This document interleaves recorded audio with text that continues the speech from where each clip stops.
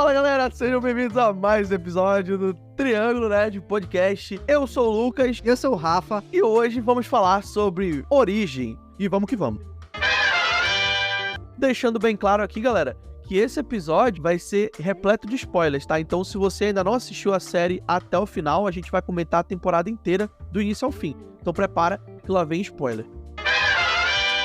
Origem é uma série que causa muitas polêmicas aqui no Brasil, porque está chegando atrasado para nós brasileiros. Chegou através da nossa querida Globoplay a sua primeira temporada, mas a segunda temporada não tem ainda a distribuição no Brasil. Então você vai ter que ir atrás aí do One Piece ou atrás do Piratas do Caribe para poder assistir a segunda temporada da série. Mas nós assistimos e viemos deixar nossos comentários para você. Então, tivemos acesso antecipado aqui, acesso de imprensa para a série, enviaram os episódios pra gente, a gente assistiu. Exatamente. Muito obrigado aí à produtora, à distribuidora, que nos concedeu acesso antecipado aqui para assistir. Mas, para você que é justo e honesto e íntegro e não quer sujar suas mãos assistindo no One Piece, vamos trazer nossos comentários dessa temporada magnífica aqui para vocês, tentando pelo menos solucionar alguns mistérios, trazendo nossos pontos de vista e comentando sobre como foi o decorrer dessa temporada, que já começa de onde o final da primeira temporada parou. O ônibus chegando, a Tabitha caindo no abismo, precipício escuro e se encontrando com o Victor lá embaixo.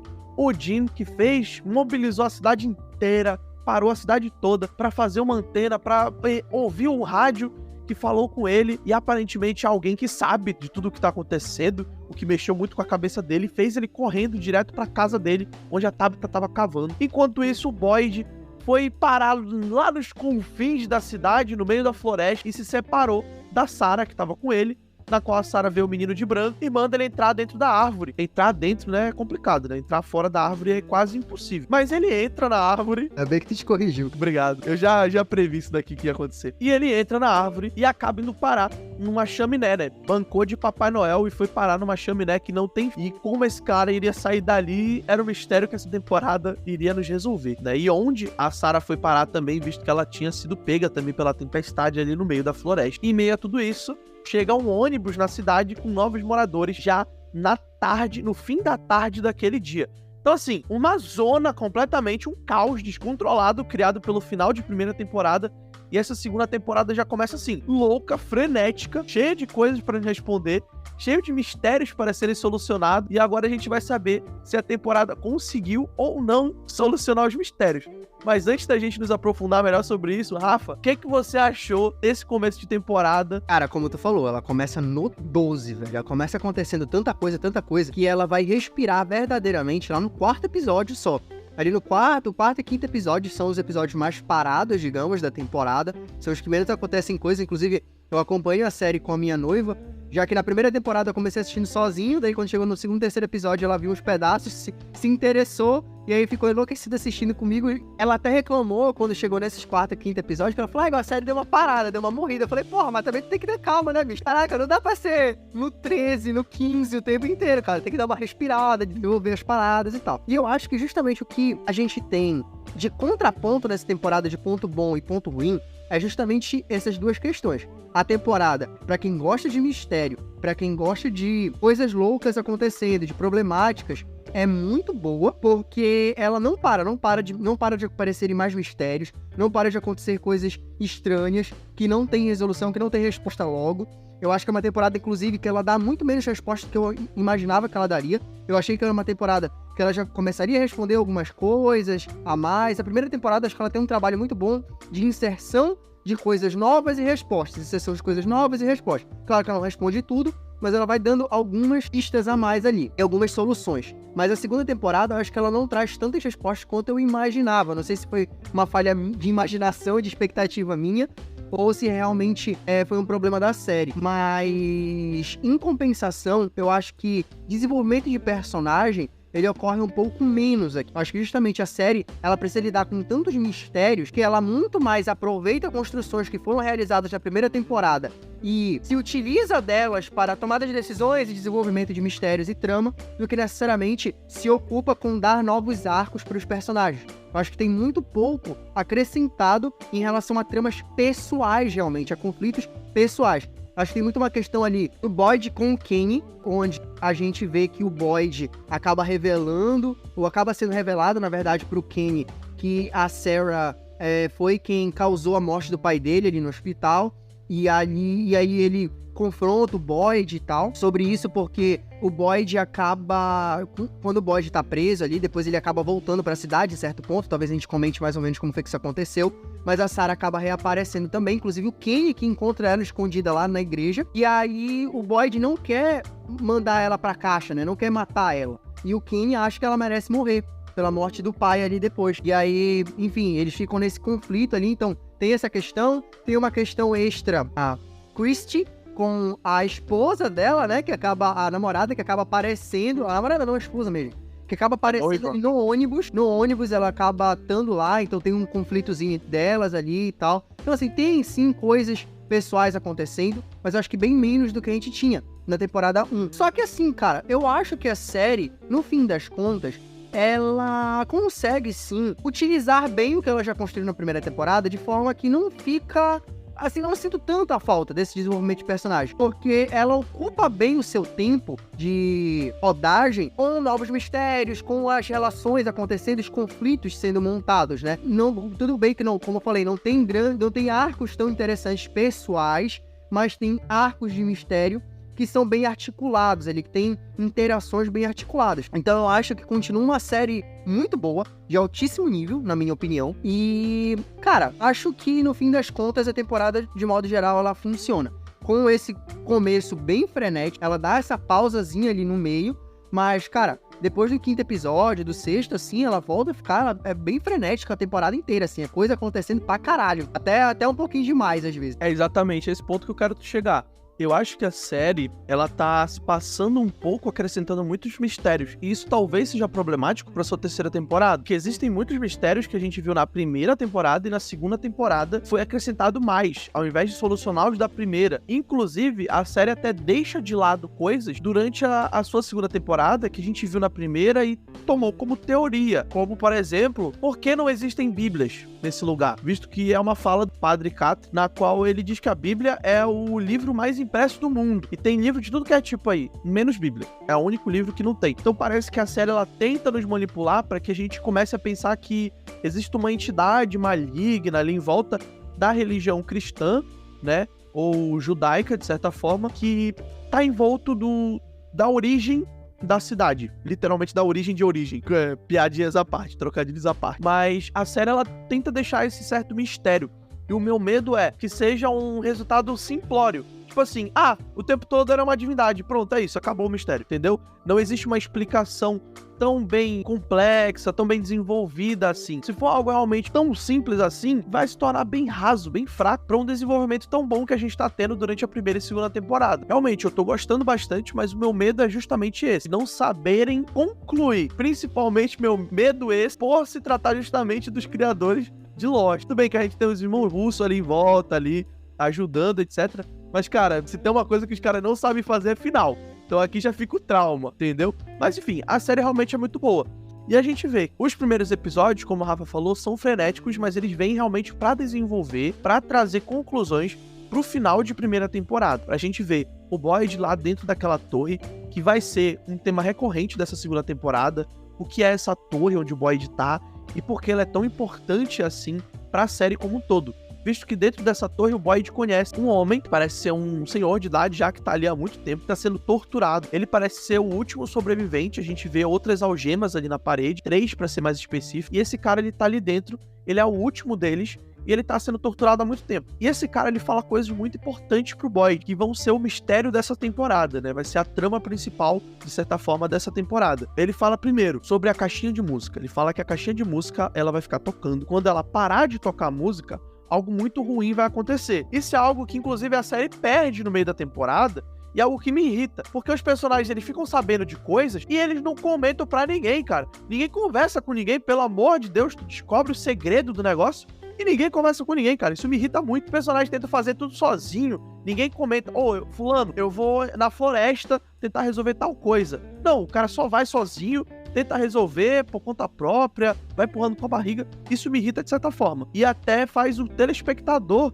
esquecer de detalhes importantes. Então eu acho que era necessário ter esses comentários, não só pra ter um desenvolvimento interno dos personagens, como pra gente, telespectador, não se esquecer de pontos importantes. Por exemplo, isso da caixinha. A caixinha de música é dito que se a música dela parar, acabou ali a música, algo muito ruim vai acontecer. Além disso, o personagem fala pro Boyd que ele tá amaldiçoado, de certa forma, corta o Boyd e fala que o sangue dele agora é do Boyd. E quando ele faz isso, ele acaba morrendo. E ali o Boyd, ele meio que fica amaldiçoado ao mesmo tempo que ele sai da torre. Quando ele sai da torre é que começa a dar tudo errado, né? Que ele se encontra ali com o resto da galera, ele consegue se localizar, se encontra com a Tabitha, que tava junto com o Victor. E a Tabitha junto com o Victor estavam dentro da caverna onde os monstros dormem, entre aspas, né? Dormem de manhã. E ali nos é revelado que eles são como ghouls, né? Os ghouls é basicamente como esses monstros são nomeados. E ali o Victor, ele parece saber muito mais do que ele aparenta nos contar, né? Visto que ele é o morador mais velho da cidade. Agora é revelado oficialmente, né? Que ele é o morador mais velho daquela cidade. Ele tá ali desde que ele é uma criança. E ele vai guiando a Tabitha ali pelas cavernas, onde ela acabou caindo no final da última temporada. E ele vai guiando ela através das cavernas, porque o menino de branco mostrou o caminho. Então ele vai guiando de cabeça ali, mais ou menos, né, a Tabitha, e eles conseguem sair e se encontram com o Boyd e o Eldin, que é um personagem novo, que tá ali, chegou do ônibus, se perdeu ali do meio da galera, saiu correndo, igual um pangaré no meio da cidade, e acabou, por sorte, ou melhor dizendo, por roteiro, acabou se encontrando ali com o Victor, a Tabitha e o Boyd. E aí eles se encontram e vão pra um lugarzinho ali onde o Victor montou há muito tempo atrás, que é longe de tudo e todos ali, uma espécie de van, né, um resto de caminhonete, uma traseira de caminhonete, alguma coisa assim.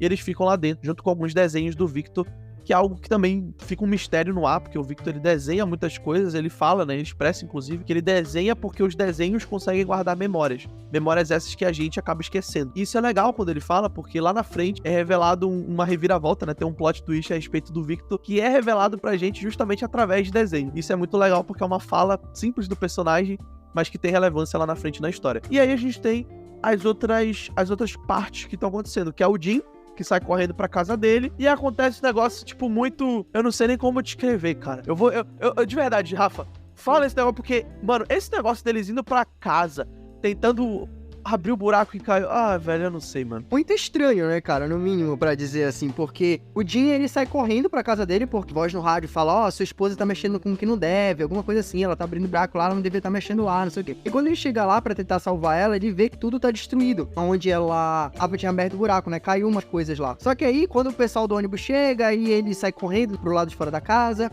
grita pra alguém ajudar ele e tal, aí uma galera vai lá tentar ajudar ele, pra tentar tirar os escombros lá e tentar ver quem tá embaixo. E aí, simplesmente, quando eles estão lá, a casa despenca, cara, tipo, ela só despenca, assim, aleatoriamente em cima deles, entendeu? E aí, é o que eu vou trazer, assim, depois dessa ambientação, né, que tu deste, eu acho que a série, que ela apela nem sempre de uma forma interessante pra aspecto da narrativa de terror, e de horror, e suspense e tal, que são recorrentes e que nem sempre funcionam tão bem. Alguns deles sendo visões ou sonhos. Tem uma hora, cara, que tipo assim, todo mundo que tem que ter uma resposta, essa resposta tá aparecendo agora por visão. Tá, um novo mistério, o mistério é a visão. Então, que pra uma forma de a série conseguir plantar algum tipo de direcionamento para respostas, de uma forma que os personagens eles não iam ter como ter acesso a aquilo, de jeito nenhum. E aí ele vai plantando visões. Então, assim, chega um momento, alguma hora, ou tipo, algumas vezes funciona, mas aí começa a chegar um momento que, tipo, pô, assim, eles começam a abusar um pouco, sabe, desse recurso. A mesma coisa, o personagem que sabe de muita coisa, mas por algum motivo ele esqueceu,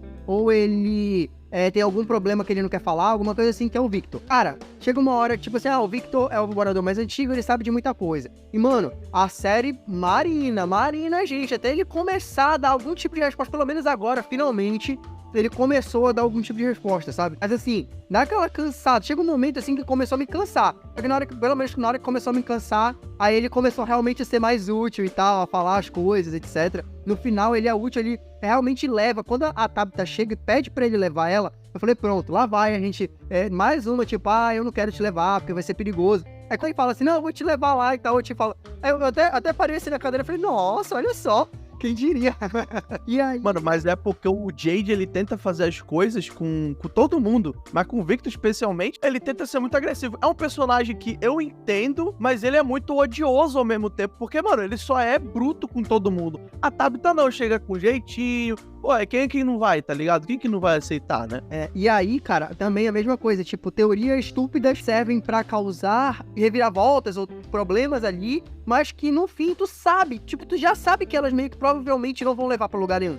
Uma delas é a questão do Jim, e é todo aquele arcozinho dele ali com o Randall, porque, cara, porque eu ouvi aquela voz no rádio, então, na verdade, é alguém que tá fazendo um experimento com a gente e tal, tipo, meu amigo, tu tem monstros aqui. Não passou pela tua cabeça em nenhum momento que aquela voz no rádio deve ser alguma doidice sobrenatural. Aí vem todo aquele arquinho dele falar pro Randall, aí o Randall, sabe, tipo, ir atrás da dona, não sei o quê. Aí eu fiquei assim, ok, beleza, mas sabe aquela coisa que eu tava mais interessado em saber se ia dar realmente alguma cagada grande do que o desenvolvimento dela, entendeu? Porque eu sabia que meio que não ia adiantar de muita coisa, sabe? Ou pelo menos dava essa impressão já desde o início. E, enfim, cara, alguns outros recursozinhos que são utilizados de forma levemente exaustiva. Quando eles são utilizados na primeira, segunda, terceira vez, funciona, beleza, mas chega um momento que realmente começa a parecer que a série tá enchendo linguiça, que ela quer tanto apresentar novos mistérios e ela acaba se perdendo nessa apresentação de mistérios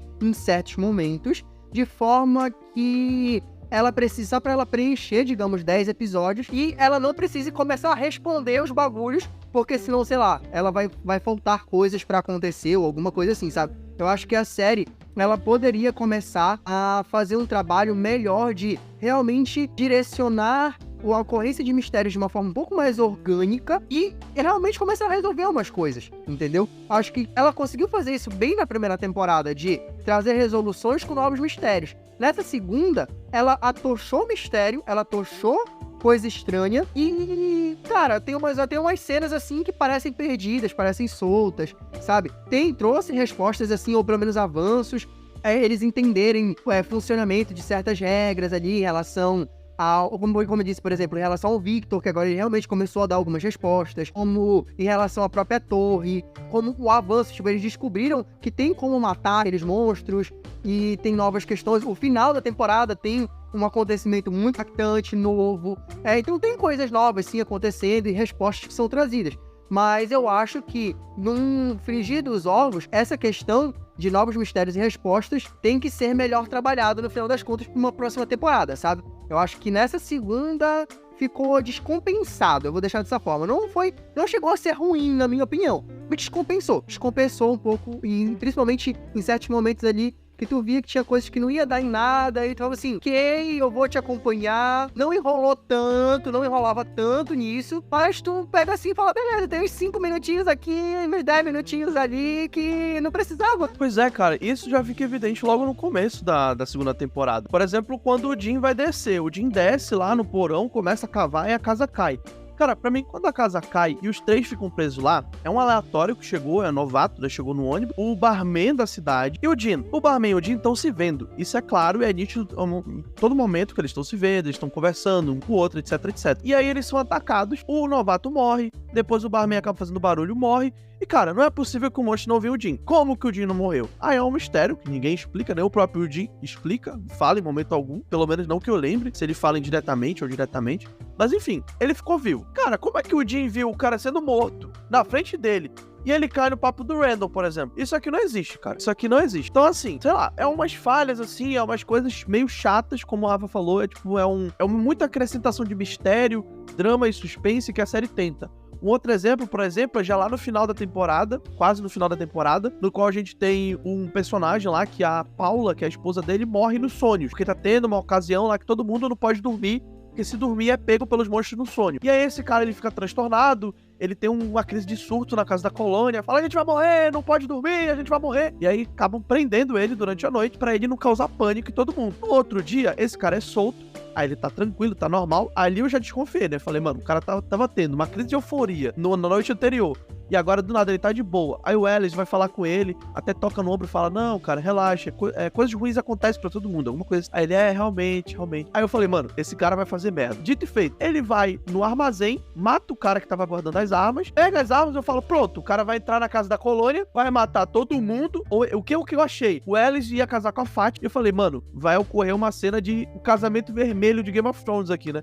O cara vai chegar com a Fátima grávida, vai matá-la no dia do casamento do cara, vai sair matando todo mundo e vai morrer no final. É isso que vai acontecer. Eu já tava todo arrepiado, já tava traumatizado, tava dando gatilho, enfim. O que aconteceu, mano? Uma cena pífia do cara dando um tiro de raspão no bode morrendo. Pelo amor de Deus, sério, que é isso, cara? O que fizeram? Me causaram revolta com uma única cena porque estavam desenvolvendo o personagem pra descartar do nada. Cara, tipo assim, a ocorrência dele ali na série, a ocorrência da revolta dele e tal, traz um ponto que eu acho legal, que é aquela coisa assim, muitas vezes a gente, pro bem da história, das coisas andarem e tal, vê muito comportamentos de manada. Então, tipo, os personagens principais da história, eles têm algum tipo de atividade, mas os Minions não têm pensamento próprio, né? Foda-se. Tipo, às vezes, muitas vezes tu vê isso, principalmente quando tu tem soldados ou exército, que tipo, tem um cara que manda os caras fazerem uma merda e, tipo, 100 pessoas, nenhum tem uma crise de consciência pra falar assim, não, mano, olha, a gente tá fazendo merda, né?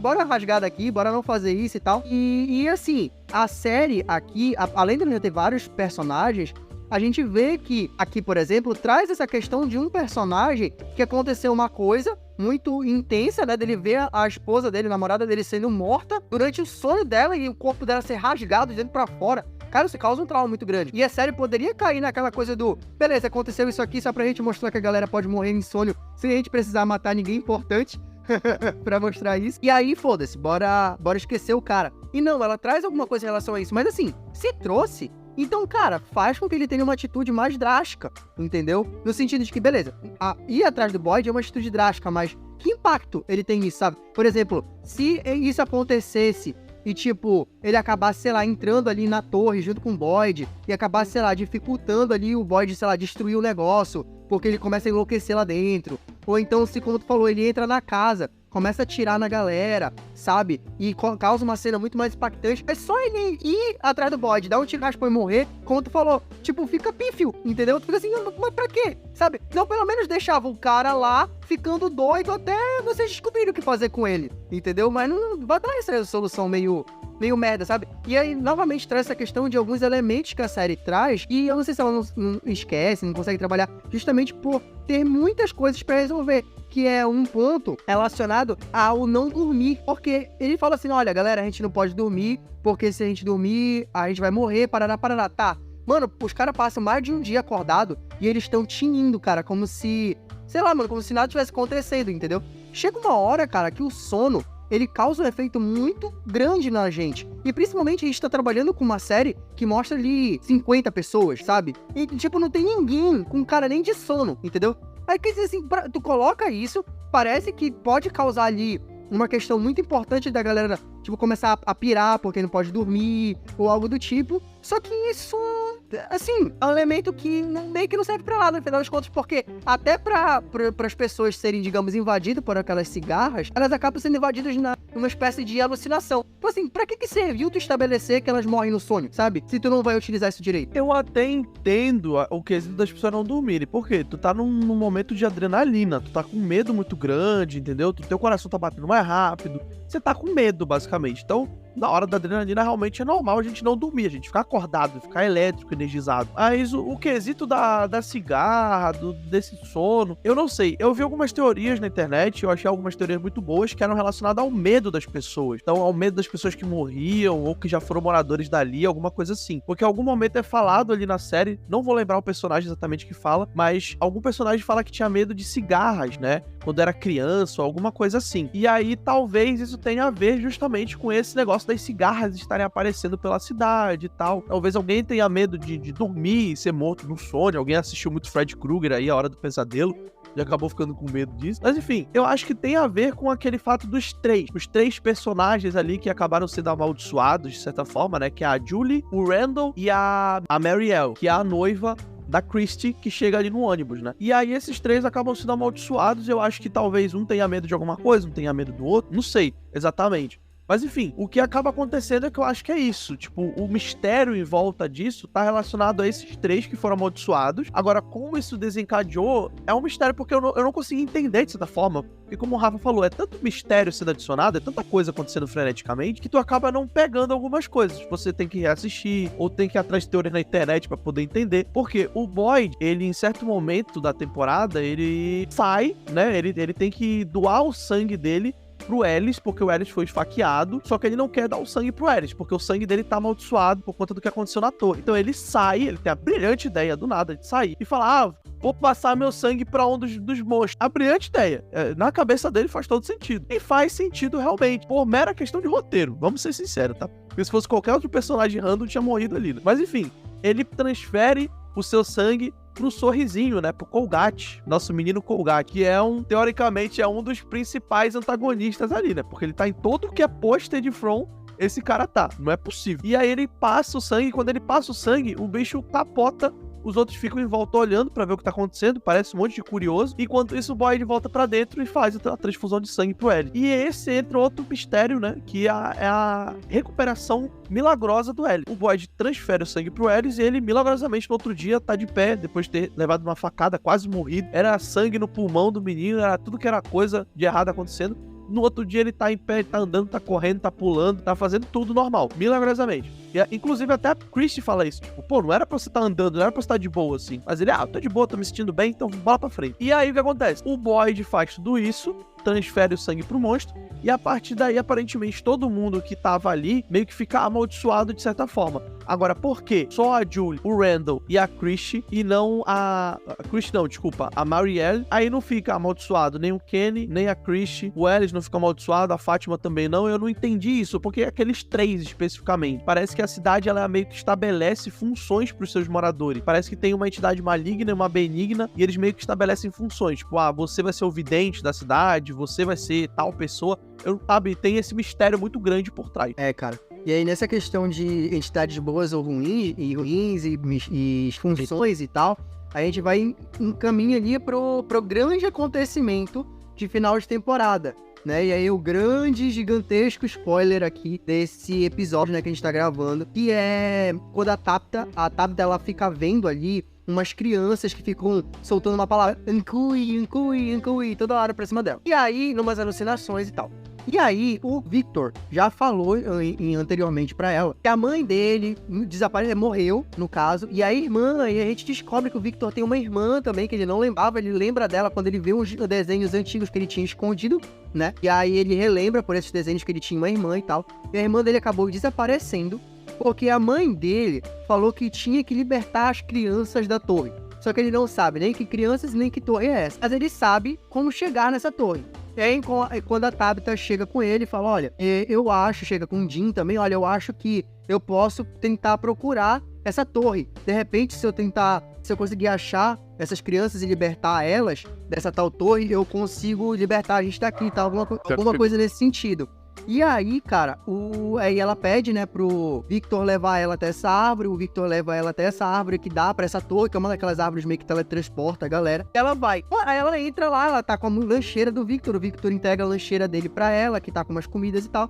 Ela sobe a torre, quando ela chega lá em cima, ela encontra a porra do moleque de branco, que aparece no final da primeira temporada também, salvando o Boyd e a Sarah e tal. E aí ele fala assim, ele só aparece atrás dela e fala, ó, me desculpe por isso, e dá um empurrão nela, porque ela tá, na verdade, a torre é um farol, e ela tá na parte de cima, né, ali no vidro do farol e tal. E aí ele dá um empurrão nela, ela arrebenta o vidro, cai lá de cima. Quando, de repente, ela acorda dentro de um hospital, e aí só falam pra ela, olha, você tava desacordada aí uns 3 dias, 5 dias, sei lá.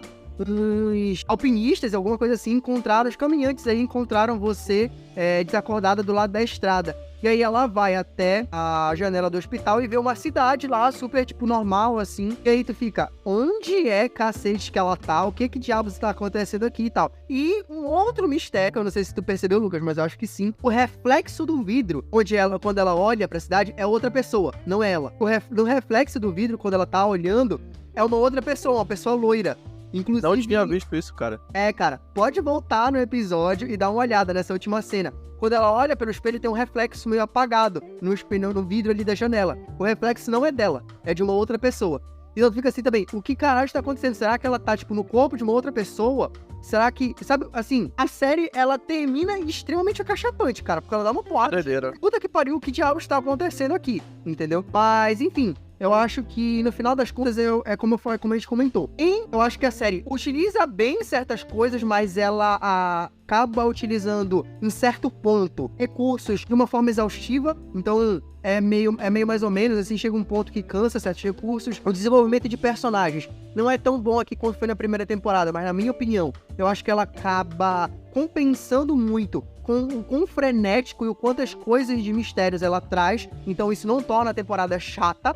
E ela tem ainda um ou outro conflito e tal, que acaba sendo interessante, bem como ela utiliza o que ela construiu na primeira temporada de forma muito boa, então eu não sinto tanta falta de arcos específicos aqui dentro. Ela tem um acréscimo de novos personagens que trazem elementos legais ali, como o Eldin em relação ao sonho dele, a própria Marielle, que é a esposa ali da Christie e tal, mas ao mesmo tempo também tem cenas e tem questões que acabam ficando um pouco mal trabalhadas, tem menos respostas talvez do que deveria, e tem mais elementos também do que deveria, fazendo com que a segunda temporada deixe de trabalhar coisas que poderiam ser mais trabalhadas ou que poderiam tornar ela melhor.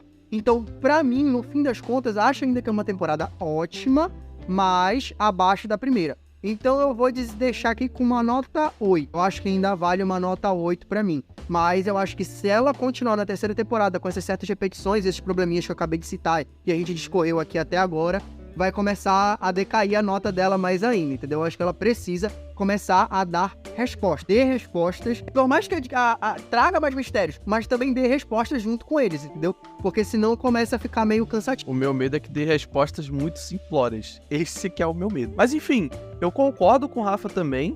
Eu gosto do que a série traz, eu gosto até de certa forma, dos pontos de vista, de que cada personagem não tá sendo, de certa forma, manipulado pelo roteiro, tipo, o que um personagem sabe, todos os outros sabem.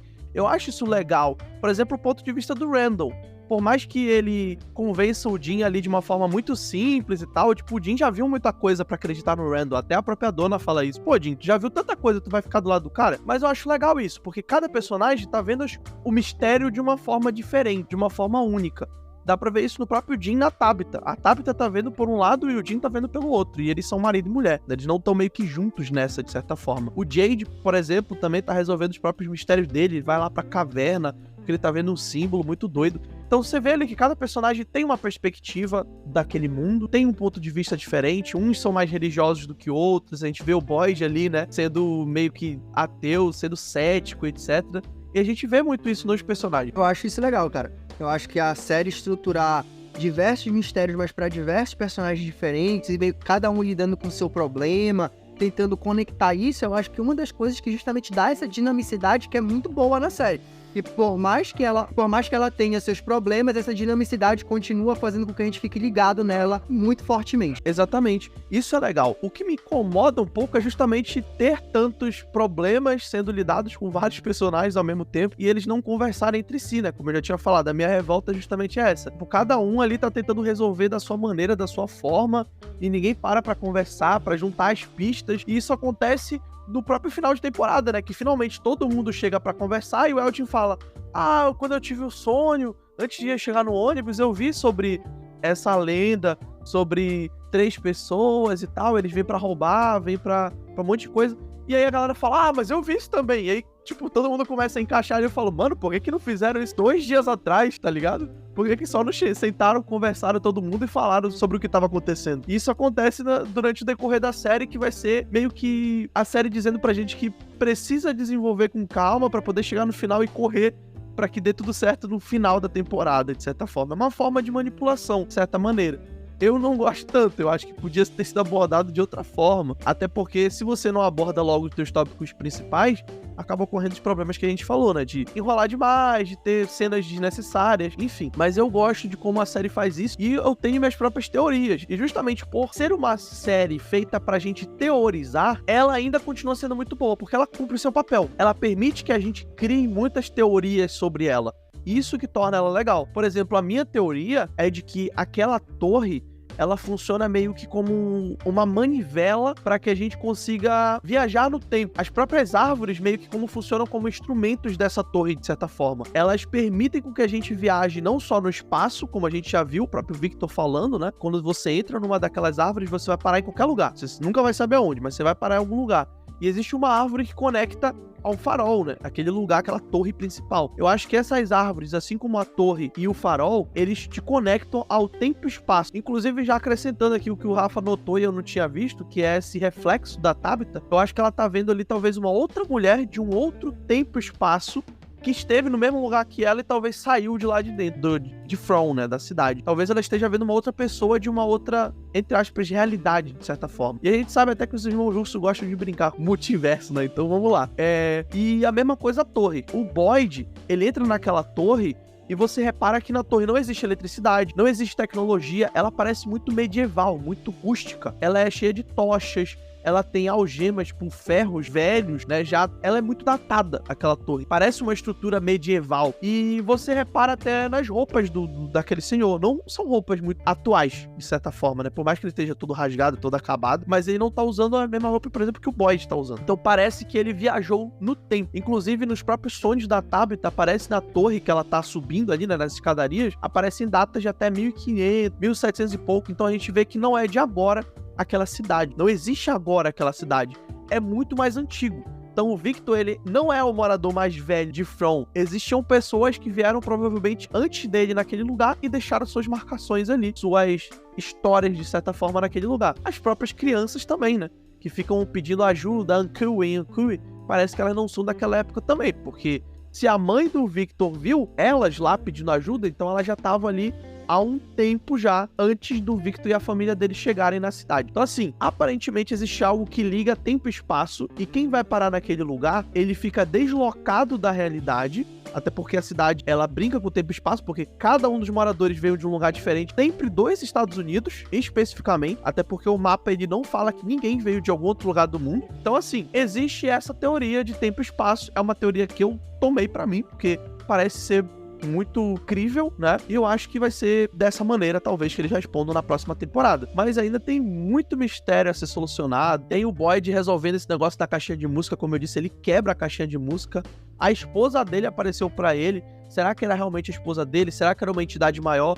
Inclusive, o próprio velho que fala com o Boyd, ele fala que as coisas que aparecem à noite são apenas a ponta do iceberg. Existem coisas muito piores do que essas criaturas, né? Enfim, tem muito mistério. Tem o Jay entrando na caverna pra ver o símbolo. Enfim, e a Tabitha tá vindo pra realidade, inclusive com a mochilinha do Victor, né? Eu acho que essa mochilinha vai ser o que talvez faça a Tabitha se localizar na realidade. Talvez ela encontre com a irmã do Victor, que reconheça a lancheirinha e fale com ela. Não sei, vamos ver o que tem pela frente. Mas assim, por tudo que a gente falou, pra resumir aqui e finalizar, eu dou uma nota 8,5 pra série. Ela é boa, ela tá enrolando, mas ela ainda continua sendo uma série de alta qualidade, realmente. Vamos ver o que a próxima temporada tem a nos esperar. Já foi renovada, a gente já teve a confirmação de renovação da terceira temporada. Vamos ver. Se a terceira temporada vier com mais perguntas do que respostas, aí começa realmente a complicar, como o Rafa tinha dito. Mas até o momento tá muito boa, super recomendada. E assim, galera, a gente finaliza mais esse episódio especial falando sobre a segunda temporada de From. E vamos ficando por aqui. Nosso muito obrigado a todos vocês que estão nos ouvindo. Se você gostou, deixa seu comentário. Pode falar o que você achou da série aí. Deixa suas dúvidas aí. Se você tem outra teoria, quem sabe que a gente não falou aqui, seria muito legal se você deixasse aí embaixo também. Se você tem algo a nos acrescentar, alguma dica, alguma crítica construtiva também, pode deixar aí pra gente. E se você realmente amou, adorou e tem mais alguém que assiste From ou quer recomendar pra alguém a série, compartilha com seus amigos, compartilha com sua família, com aquela pessoa que você quer recomendar o Triângulo Nerd também, já que você tá aqui é porque você gosta. Então se você gosta, compartilha pra outra pessoa gostar também. E é isso. Vamos ficando por aqui. Até a próxima. Tchau, tchau. É isso aí, galera. Aquele abraço. Até a próxima e tchau, tchau. Isso é tudo, pessoal.